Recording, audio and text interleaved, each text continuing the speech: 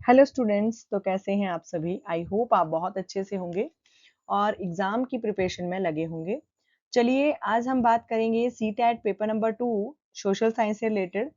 और आज के क्लास में जो सोशल साइंस का टॉपिक है बहुत इंपॉर्टेंट है। इस टॉपिक का नाम है भारतीय संविधान के महत्वपूर्ण अनुच्छेद। आर्टिकल्स जो मेन मेन आर्टिकल्स हैं बहुत इंपॉर्टेंट, जो सीटेट के एग्जाम में पूछे भी गए हैं बहुत बार, उनको आज हम रीड करेंगे।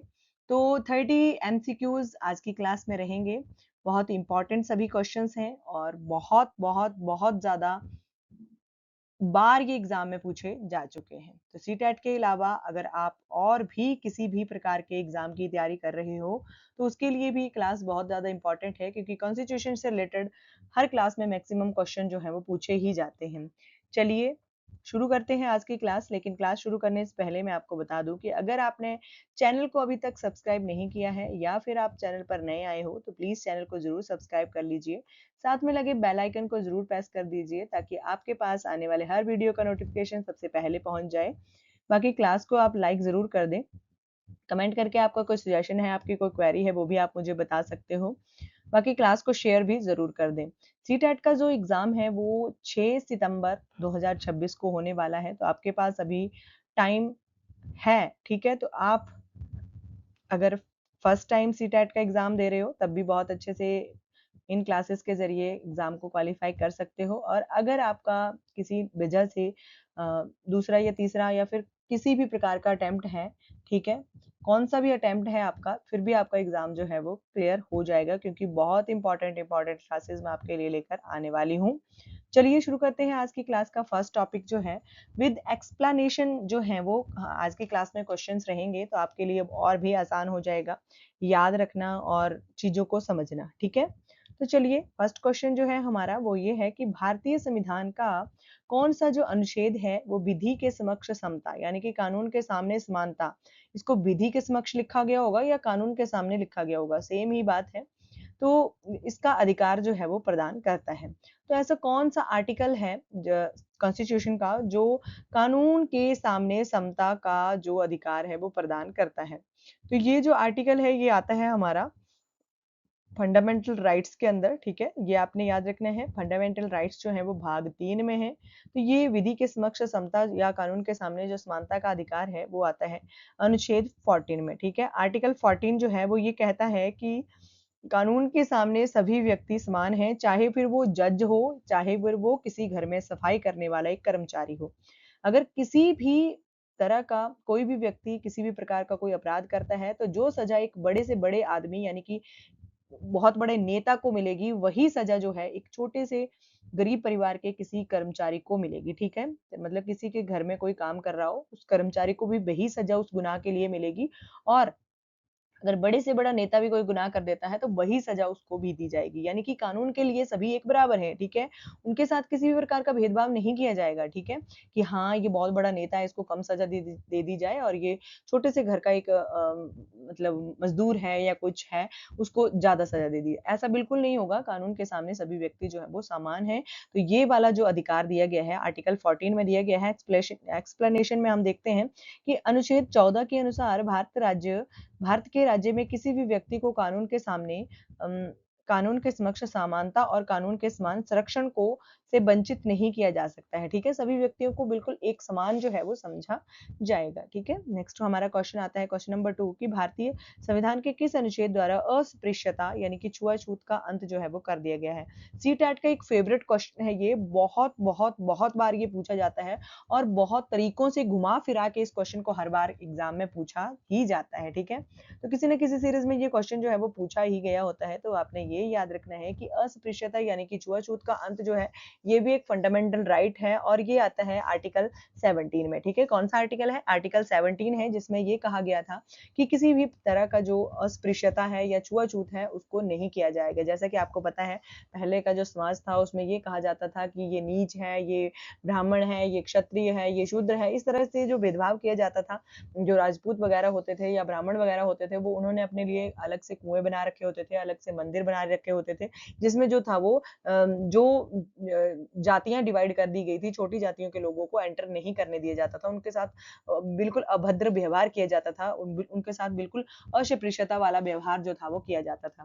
तो ये अस्पृश्यता का अंत जो है ये हमारा फंडामेंटल राइट है, ठीक है? तो आर्टिकल 17 ये कहता है कि अस्पृश्यता का उन्मूलन उन्मूलन होता है कि उसको खत्म कर देना, ठीक है? उन्मूलन करता है कि किसी भी रूप में किसी के आचरण को प्रतिबंधित करता है, ठीक है? मतलब कि कोई भी किसी के साथ भी अस्पृश्यता वाला व्यवहार बिल्कुल भी नहीं कर सकता है, ठीक है? तो ये एक फंडामेंटल राइट है, आपने ये याद रखना है। बाकी ये अनुच्छेद 17 है, आर्टिकल 17 में ये बात कही गई है। नेक्स्ट हमारा क्वेश्चन आता है कि किस अनुच्छेद के तहत शिक्षा का अधिकार यानी कि राइट टू एजुकेशन जो है उसको मौलिक अधिकार बनाया गया है।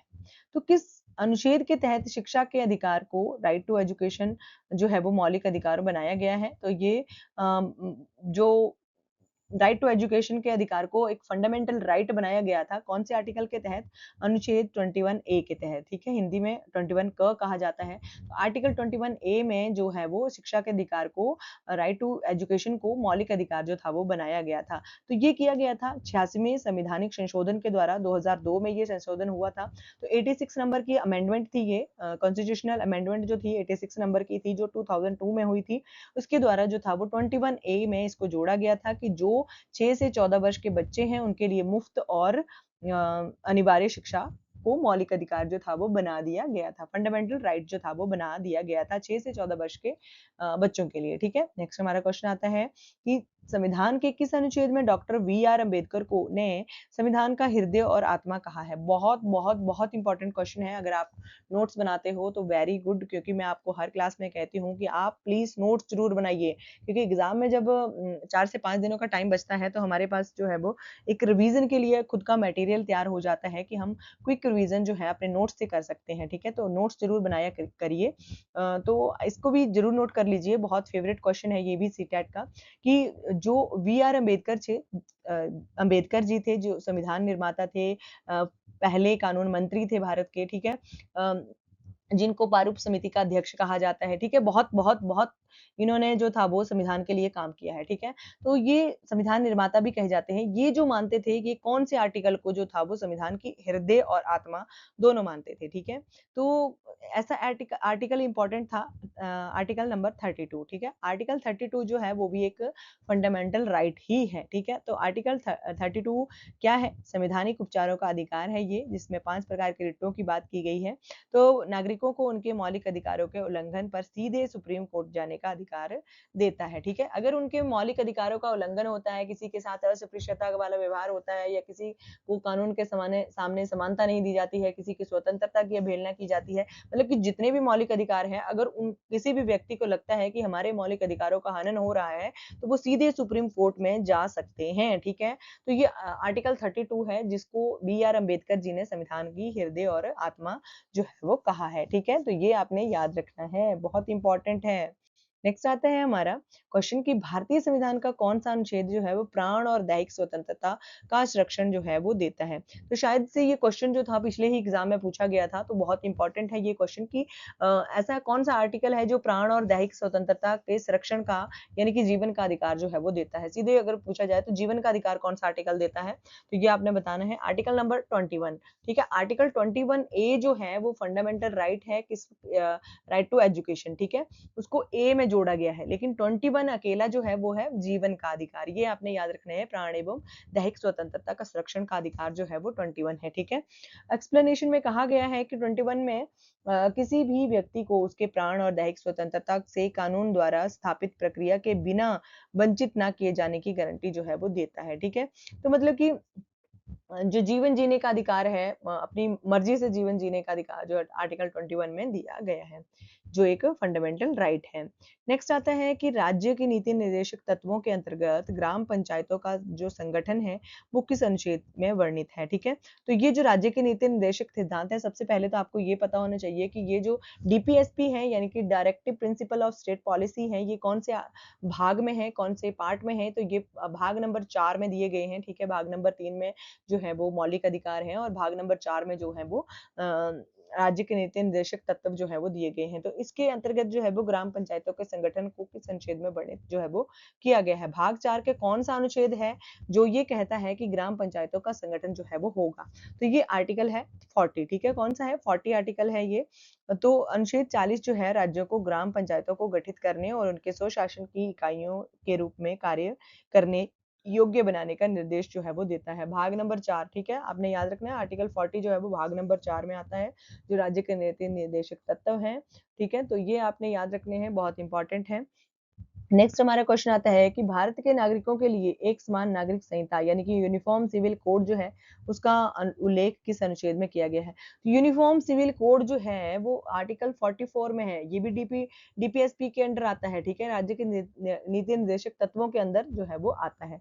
तो आर्टिकल 44 जो है राज्य पूरे भारत में नागरिकों के लिए एक समान नागरिक संहिता कानून लागू करने का प्रयास जो है वो करने का निर्देश जो है वो देता है, ठीक है? तो यूनिफॉर्म सिविल कोड यानी कि नागरिकों के साथ समान व्यवहार करना, ठीक है? तो ये बहुत इंपॉर्टेंट है। नेक्स्ट क्वेश्चन आता है हमारा कि 6 से कम आयु के बच्चों के लिए प्रारंभिक बाल्यावस्था जो है देख-रेख और शिक्षा यानी कि ईसीसीई का प्रावधान किस अनुच्छेद में है? तो ये जो है प्रावधान ये आर्टिकल 45 में है, ठीक है? नीति निर्देशक तत्वों के अनुच्छेद आर्टिकल 45 के तहत जो है राज्य सभी बच्चों के 6 की आयु पूरी करने की तक प्रारंभिक बाल्यावस्था देख-रेख और शिक्षा प्रदान करने का प्रयास जो है वो करेगा। यानी कि आप मान लो कि एक तरह से आंगनवाड़ी कार्यक्रम जो है उसकी बात यहाँ पर की जा रही है, ठीक है? नेक्स्ट आता है कि भारतीय संविधान के किस अनुच्छेद में मूल कर्तव्यों यानी कि फंडामेंटल ड्यूटीज का का उल्लेख किया गया है, सॉरी उल्लंघन नहीं उल्लेख मतलब कि उनका वर्णन जो है वो किया गया है। तो मैं आपको सबसे पहले ये बता दूं कि जो फंडामेंटल ड्यूटीज है ना उनको जो था वो संविधान में बाद में ऐड किया गया था। ये मूल संविधान में बिल्कुल भी नहीं ऐड की गई थी। जो मौलिक कर्तव्य हैं फंडामेंटल ड्यूटीज हैं ये मूल संविधान में ऐड नहीं की गई थी। इनको बाद में अमेंडमेंट करके जो था वो संविधान में जोड़ा गया था। तो ये जोड़े गए थे आर्टिकल अनुच्छेद 51 ए में, ठीक है? 51 ए में जो था वो फंडामेंटल ड्यूटीज को जोड़ा गया था। स्वर्ण सिंह समिति की सिफारिश पर 42वें संवैधानिक संशोधन जो 1976 में हुआ था उसके द्वारा भाग 4 ए और अनुच्छेद 51 ए जोड़कर नागरिकों के लिए मूल कर्तव्य शामिल किए गए थे, ठीक है? तो ये आपने याद रखने हैं। मूल कर्तव्य मौलिक अधिकार जो है हमारे वो बाद में ऐड किए गए थे 42 अमेंडमेंट के द्वारा, ठीक है? नेक्स्ट आता है कि जो संविधान के किस अनुच्छेद में कहा गया है कि भारत का एक राष्ट्रपति होगा? तो ये कौन-सा आर्टिकल है जिसमें ये कहा गया है कि भारत का एक राष्ट्रपति भी होगा? ये आर्टिकल नंबर 52 था, ठीक है? आर्टिकल 52 में ये कहा गया है कि बहुत स्पष्ट रूप से स्थापित करता है कि भारत का एक राष्ट्रपति होगा, ठीक है? नेक्स्ट आता है कि राष्ट्रपति पर महाभियोग जो इम्प्लेसमेंट जो है चलाने की प्रक्रिया का प्रावधान किस अनुच्छेद में है? तो महाभियोग जो राष्ट्रपति के ऊपर लगाया जाता है वो आर्टिकल 61 के तहत लगाया जाता है, ठीक है? आर्टिकल 61 जो है संविधान के उल्लंघन के आधार पर राष्ट्रपति पर संसद द्वारा महाभियोग चलाने का विशेष प्रक्रिया का वर्णन जो है वो करता है। नेक्स्ट आता है कि राष्ट्रपति को किस अपराध के लिए दोषी ठहराए गए व्यक्ति को सजा को क्षमा करने की शक्ति किस अनुच्छेद के तहत प्राप्त होती है? आपने सुना होगा कि जिस व्यक्ति को फांसी की सजा सुनाई गई हो, तो राष्ट्रपति उसकी सजा को माफ भी कर सकते हैं, ठीक है? तो दोषी ठहराए गए व्यक्ति की सजा को क्षमा कर सकते हैं राष्ट्रपति, ठीक है? तो ये शक्ति कौन-सा आर्टिकल उनको देता है? आर्टिकल नंबर 72 के तहत उसको ये राष्ट्रपति जी को ये शक्ति जो है वो प्राप्त है कि कितना भी मतलब ऐसा व्यक्ति जो बिल्कुल दोषी ठहरा दिया गया हो, जिसको फांसी की सजा सुना दी गई हो, ठीक है? उसको जो है वो माफ कर सकते हैं, ठीक है? तो राष्ट्रपति आर्टिकल 72 की में क्षमादान, सजा को निलंबित करने और कम करने या बदलने की न्यायिक शक्ति उनके पास होती है। ज़रूरी नहीं माफ ही कर देंगे, वो उसकी उसकी जो सजा है उसको कम कर सकते हैं या उसकी सजा को चेंज कर सकते हैं। मान लो कि किसी व्यक्ति को फांसी की सजा हुई है, तो उसको उम्र कैद की सजा दे सकते हैं या उसकी सजा को बिल्कुल माफ भी कर सकते हैं। उसकी जो अगर राष्ट्रपति जी को लगता है कि ये व्यक्ति जो है वो बेगुनाह हो सकता है तो उसकी मतलब उसको क्षमादान भी दे सकते हैं, ठीक है? तो ये जो है वो राष्ट्रपति के पास जो शक्ति है वो आर्टिकल 72 में प्राप्त है, ठीक है? नेक्स्ट आता है कि राष्ट्रपति को सहायता और सलाह देने के लिए एक मंत्रिपरिषद होगी जिसका प्रधान जो है वो प्रधानमंत्री होगा। ये किस अनुच्छेद में है, ठीक है। तो ये आर्टिकल नंबर 74 में ये कहा गया है कि राष्ट्रपति को सलाह देने और सहायता देने के लिए एक मंत्रिपरिषद होगी, ठीक है, जिसका जो प्रधान है वो प्रधानमंत्री होगा, ठीक है। तो ये आर्टिकल 74 में कहा गया है। आर्टिकल 74 वन के अनुसार राष्ट्रपति को सलाह देने के लिए मंत्रिपरिषद होगी, जिसका मुखिया जो है वो प्रधानमंत्री होगा। तो ये भी आपने याद रख लेना है। नेक्स्ट क्वेश्चन आता है कि भारत के महान्यायवादी यानी कि attorney general of India AGI जिसको कहते हैं, उसकी नियुक्ति जो है किस अनुच्छेद के तहत की जाती है। तो एजीआई की नियुक्ति जो है वो की जाती है आर्टिकल 76 के तहत, ठीक है। 76 जो है उसमें एजीआई की नियुक्ति का वर्णन जो है वो किया गया है। तो आर्टिकल 76 के तहत राष्ट्रपति भारत के महान्यायवादी की नियुक्ति करते हैं, जो देश का सर्वोच्च कानून अधिकारी होता है, ठीक है। तो ये भी आपको पता चल गया कि महान्यायवादी जो हैं वो सर्वोच्च कानून के अधिकारी जो हैं वो होते हैं, ठीक है। नेक्स्ट आता है कि संविधान के किस अनुच्छेद में धन विधेयक यानी कि मनी बिल जो है उसकी परिभाषा दी गई है। तो धन विधेयक की जो परिभाषा है ये क्वेश्चन बहुत बहुत बहुत बार पूछा गया है और पूछा जाता है, ठीक है। हर तरह के एग्जाम में ये क्वेश्चन जो है वो पूछा जाता है। तो धन विधेयक की जो परिभाषा दी गई है आर्टिकल 1110 यानी कि 110 में ये दी गई है। अनुच्छेद 110 में धन विधेयक को परिभाषित जो है वो किया गया है। धन विधेयक को केवल लोकसभा में ही पेश किया जा सकता है। तो ये भी आपने याद रखना है कि धन विधेयक को जो है वो लोकसभा में ही पारित जो है वो किया जा सकता है, उसको उसी में पेश जो है वो किया जा सकता है, ठीक है। तो 1110 जो है ये धन विधेयक की परिभाषित करता है, ठीक है।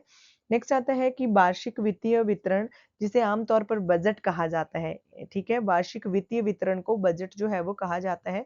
संसद के समक्ष रखने का प्रावधान किस अनुच्छेद में है। तो ये अनुच्छेद नंबर 112 में यानी कि 112 में है, ठीक है। बजट का जो प्रावधान है वो 112 में है, ठीक है। ये आपने याद रखना है। अनुच्छेद 112 के अनुसार राष्ट्रपति प्रत्येक वित्तीय वर्ष से संबंधित संसद के दोनों सदनों के समक्ष देश का वार्षिक वित्तीय विवरण जो है वो रखवाएंगे, ठीक है।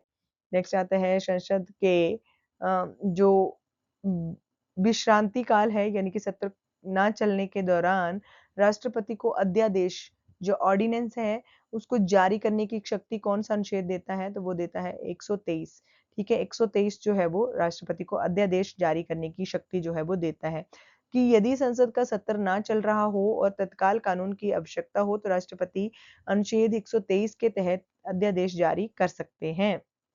नेक्स्ट आता है कि राष्ट्रपति किस अनुच्छेद के तहत सर्वोच्च न्यायालय यानी कि सुप्रीम कोर्ट के कानूनी मामलों पर सलाह जो है वो ले सकते हैं। तो वो आता है आर्टिकल 143, ठीक है। 143 जो 143 है उसमें राष्ट्रपति को सार्वजनिक महत्व के कानूनी प्रश्न पर उच्चतम न्यायालय से परामर्श करने की शक्ति जो है वो देता है, ठीक है। ये भी आपने याद रखना है। नेक्स्ट आता है भारत के नियंत्रक और महालेखा परीक्षक यानी कि कैग की नियुक्ति किस अनुच्छेद के अंतर्गत की जाती है। तो ये कैग की जो नियुक्ति की जाती है जिसको हिंदी में नियंत्रक और महालेखा परीक्षक कहते हैं, उनकी नियुक्ति 148 के तहत की जाती है, ठीक है। आर्टिकल नंबर 148 जो है वो भारत के नियंत्रक और महालेखा परीक्षक यानी कि कैग के स्वतंत्रता पद का प्रावधान करता है, जो सरकारी खर्चों का ऑडिट जो है वो करते हैं। नेक्स्ट आता है प्रत्येक राज्य के लिए एक राज्यपाल यानी कि गवर्नर होगा। ये किस अनुच्छेद में कहा गया है। तो ये अनुच्छेद में कहा गया है अनुच्छेद 153 में, ठीक है। अनुच्छेद 153 स्पष्ट करता है कि भारत के प्रत्येक राज्य के लिए एक राज्यपाल जो है वो होगा, ठीक है। नेक्स्ट क्वेश्चन देखते हैं। नेक्स्ट क्वेश्चन है कि राज्यों के उच्च न्यायालय यानी कि हाई कोर्ट के गठन का प्रावधान किस अनुच्छेद में है। तो हाई कोर्ट जो उसका जो गठन किया जाता है वो अनुच्छेद 214 में, ठीक है। 214 में। तो अनुच्छेद जो 214 है उसके अनुसार प्रत्येक राज्य के लिए एक उच्च न्यायालय जो है हाई कोर्ट जो है वो होगा, ठीक है। हर राज्य के पास एक अपना हाई कोर्ट होगा। जो उच्च न्यायालय है यानी कि हाई कोर्ट को मौलिक अधिकारों की रक्षा के लिए रिट्स जारी करने की शक्ति जो है किस अनुच्छेद से मिलती है। तो रिट जारी करने की जो शक्ति मिलती है हाई कोर्ट्स को वो मिलती है अनुच्छेद 226 में, ठीक है। तो अनुच्छेद 226 के तहत उच्च न्यायालय के नागरिकों के लिए मूल अधिकारों की रक्षा तथा उनके अन्य उद्देश्यों के लिए बंदी प्रत्यक्षीकरण परमादेश आदि रिट जारी करने का अधिकार जो है वो प्राप्त है, ठीक है। 226 आपने याद रखना है। नेक्स्ट आता है कि इस अनुच्छेद के तहत संपत्ति के अधिकार यानी कि राइट टू प्रॉपर्टी के कानूनी अधिकार बनाया गया था। तो जो राइट टू प्रॉपर्टी है, ठीक है, संपत्ति का अधिकार जो है पहले जो था, जब हमारा मूल संविधान बना था, जो हमारा मेन संविधान है वो बना था, तो उस टाइम पर जो संपत्ति का अधिकार है उसको एक फंडामेंटल राइट जो था वो बनाया गया था आर्टिकल 31 के तहत, ठीक है। जो अनुच्छेद 31 है उसमें जो था वो संपत्ति का अधिकार जो था एक फंडामेंटल राइट जो था वो बनाया गया था।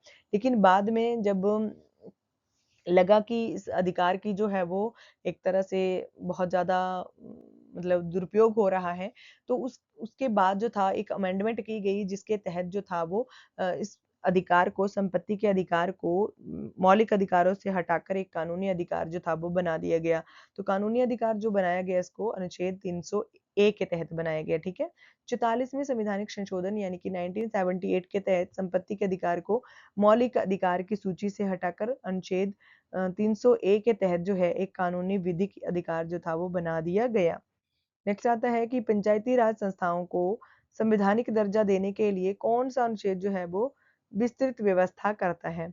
तो कौन सा अनुच्छेद है, 243 है, ठीक है, पंचायती राज व्यवस्थाओं को, संस्थाओं को संवैधानिक दर्जा देने के लिए, ठीक है। तो 243 जो है उसमें 73वें संवैधानिक संशोधन 1992 के तहत जो है वो संविधान के भाग 9 और अनुच्छेद 243 और 243 ओ जोड़े गए जो पंचायती राज व्यवस्था से संबंधित, ठीक है। नेक्स्ट आता है हमारा क्वेश्चन कि राष्ट्रपति द्वारा प्रत्येक 5 वर्ष में एक वित्त आयोग यानी कि फाइनेंस कमीशन के गठन का प्रावधान किस अनुच्छेद में किया जाता है। तो राष्ट्रपति फाइनेंस कमीशन का एक गठन करते हैं हर 5 वर्ष के बाद। ये भी आपका एक जीके का क्वेश्चन बन गया, ठीक है। तो एज ए जीके भी ये क्वेश्चन आपसे पूछा जा सकता है कि कितने वर्षों के बाद राष्ट्रपति जो है वो फाइनेंस कमीशन का गठन करते हैं। तो 5 वर्षों के बाद करते हैं। या आपसे इस प्रकार से भी पूछा जा सकता है कि वित्त आयोग यानी कि फाइनेंस कमीशन का गठन कौन करता है। तो राष्ट्रपति करते हैं। ये भी आपका एक क्वेश्चन हो गया। और एक क्वेश्चन ये बन गया कि किस अनुच्छेद के तहत ये गठन करते हैं। तो आर्टिकल 240 के तहत, ठीक है, 40 नहीं 80 के तहत, ठीक है। तो अनुच्छेद 280 है वित्त आयोग के गठन का प्रावधान करता है, जिसका मुख्य कार्य जो है केंद्र और राज्य के बीच राजस्व के वितरण की सिफारिश करना है, ठीक है। तो ये आपने याद रखना है, ठीक है, बहुत इंपॉर्टेंट ये। नेक्स्ट क्वेश्चन हमारा आता है कि भारत में स्वतंत्र और निष्पक्ष चुनाव करवाने के लिए जिम्मेदार निर्वाचन आयोग यानी कि इलेक्शन कमीशन का उल्लेख किस अनुच्छेद में है। तो इलेक्शन कमीशन का जो उल्लेख किया गया है वो आर्टिकल 324 में यानी कि 324 में किया गया है, ठीक है। तो अनुच्छेद 324 जो है उसमें देश में चुनावों के अधीक्षण, निर्देशन और नियंत्रण के लिए स्वतंत्र चुनाव आयोग का गठन जो है वो किया गया है। जो इलेक्शन कमीशन है उसका गठन जो है वो 324 के तहत होता है। ये आपने याद रखना है। नेक्स्ट क्वेश्चन देखते हैं कि संविधान का कौन सा अनुच्छेद जो है वो देवनागरी लिपि में लिखी गई हिंदी को संघ की राजभाषा घोषित करता है, ठीक है। तो ऐसा कौन सा आर्टिकल है जो हिंदी को जो है वो संघ की राजभाषा जो है वो घोषित करता है। तो वो है आर्टिकल 343, ठीक है। 343 जो है वो ये 343(1) के अनुसार जो है संघ की राजभाषा जो है हिंदी को और लिपि जो है वो देवनागरी होगी, ठीक है। तो ये आपने याद रखना है, बहुत इंपॉर्टेंट है। नेक्स्ट क्वेश्चन हमारा आता है कि देश में राष्ट्रीय आपातकाल यानी कि नेशनल इमरजेंसी लगाने की शक्ति जो है राष्ट्रपति को किस अनुच्छेद के तहत जो है वो प्राप्त है। तो कौन सा ऐसा आर्टिकल है जिसमें राष्ट्रपति जो है वो राष्ट्रीय आपात की घोषणा जो है वो कर सकते हैं, नेशनल इमरजेंसी की घोषणा जो है वो कर सकते हैं। ये आता है अनुच्छेद 352 के तहत। आर्टिकल 352 में जो है राष्ट्रीय आपातकाल की घोषणा या इमरजेंसी, नेशनल इमरजेंसी जो है वो राष्ट्रपति जो है वो लगा सकते हैं। युद्ध, बाहरी आक्रमण या सशस्त्र विद्रोह के आधार पर देश में राष्ट्रीय आपातकाल की घोषणा राष्ट्रपति के अनुच्छेद 352 के तहत कर सकते हैं। नेक्स्ट क्वेश्चन आता है हमारा और सेकंड लास्ट क्वेश्चन है ये कि राज्यों में संवैधानिक तंत्र को के विफल होने पर राष्ट्रपति शासन जो है, प्रेसिडेंट्स रूल जो है, लगाने का प्रावधान किस अनुच्छेद में है। तो ये राष्ट्रपति जो राष्ट्रीय शासन लगा सकते हैं यानी कि जो प्रेसिडेंशियल रूल जो है वो लगा सकते हैं, वो अच्छा है आर्टिकल 356 के तहत, ठीक है। यदि राज्य सरकार संविधान के प्रावधानों के अनुसार चलने में असमर्थ हो, तो राज्यपाल जो है उसकी रिपोर्ट या फिर सीधे राष्ट्रपति वहाँ अनुच्छेद 356 के तहत जो है वो राष्ट्रपति का शासन जो है वो लगा सकते हैं, ठीक है। अनुच्छेद 356 के तहत जो है वो राष्ट्रपति का शासन लगता है, ये आपने याद रखना है, ठीक है। प्रेसिडेंट्स रूल जो लगता है वो 356 के तहत लगता है, ठीक है। बाकी नेक्स्ट क्वेश्चन आता है, लास्ट क्वेश्चन है हमारी क्लास का ये कि संसद को संविधान में संशोधन करने की शक्ति जो है और उसकी प्रक्रिया किस अनुच्छेद में दी गई है, ठीक है। तो आपको पता है कि भारत का संविधान जो है किस प्रकार का संविधान है, एक लचीला संविधान है, ठीक है। उसमें जो है वो संशोधन किया जा सकता है। अगर संविधान निर्माताओं के ये बहुत बड़े-बड़े विधि जो मतलब कि बहुत बड़े-बड़े जो हस्तियाँ हैं उनको लगता है कि ये 12 जो आर्टिकल है देश के लिए हानिकारक हो सकता है, तो उसको हटा सकते हैं, या फिर लगता है कि कोई चीज़ ऐड करनी चाहिए हमें, बहुत ज़रूरी है, देश के हित के लिए है, तो उसको ऐड भी कर सकते हैं। तो भारत का संविधान जो है सबसे बड़ा विस्तृत संविधान है, सबसे बड़ा लिखित संविधान है, पूरे विश्व में सबसे बड़ा लिखित संविधान जो है वो भारत का है, ठीक है। तो ये एक लचीला संविधान है जिसमें जो है वो देश के हित के लिए चीज़ों को ऐड भी किया जा सकता है। तो संशोधन किया जा सकता है इसमें, तो संशोधन की शक्ति जो है वो किस जो संसद को दी गई है, ये किसके द्वारा दी गई है, कौन-से अनुच्छेद के तहत दी गई है, तो 368 यानी कि 368 के तहत जो है वो संशोधन करने की शक्ति जो और उसकी प्रक्रिया का वर्णन जो है वो किया गया है। तो अनुच्छेद 368 जो है संसद को देश की आवश्यकताओं के अनुसार संविधान में किसी भी हिस्से में संशोधन करने की शक्ति जो है वो और उसकी प्रक्रिया प्रदान करता है, ठीक है? तो जैसा कि सबसे बड़ा जो संशोधन माना जाता है आज दिन तक का, वो प्रस्तावना का माना जाता है। यानी कि 42 नंबर की जो अमेंडमेंट थी, 42वां संवैधानिक संशोधन जो था, उसको सबसे बड़ा संशोधन जो है वो माना जाता है। जो प्रस्तावना का संशोधन था जिसमें मूल कर्तव्य जोड़े गए थे, ठीक है? तो आर्टिकल 42 नंबर की जो अमेंडमेंट थी वो उसको संविधान का मैग्ना कार्टा भी कहा जाता है, ठीक है? लघु संविधान कहा जाता है, सॉरी, ठीक है? उसको मिनी कॉन्स्टिट्यूशन भी कहा जाता है, ठीक है? जिसमें प्रस्तावना में संशोधन करके 3 शब्द जो थे वो जोड़े गए थे, ठीक है? तो ये आपने याद रखना है। आई होप आपको क्लास अच्छी लगी होगी। बाकी आज की क्लास के लिए बस इतना ही। मिलते हैं आपसे नेक्स्ट क्लास में। आपने चैनल को ज़रूर सब्सक्राइब कर लेना है।